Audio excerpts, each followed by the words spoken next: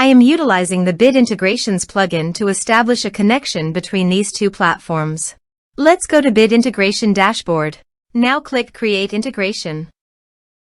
Now search for trigger, which is Piotnet Addons form. Select a form. Click on Next. Search and select an action. WooCommerce. Connect.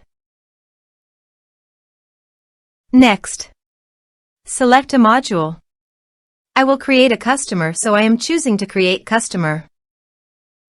Map the respective fields. Here are advanced features in conditional logic. If you want, you can use it for your own requirement. Click on Next. Finish and save it. Let's submit a form.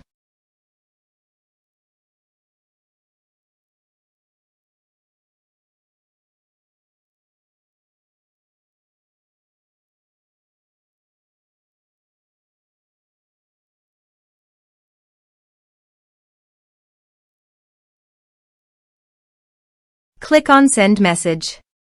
Form submitted successfully. Now go to the WooCommerce Customers dashboard. And you can see customer created successfully in the WooCommerce.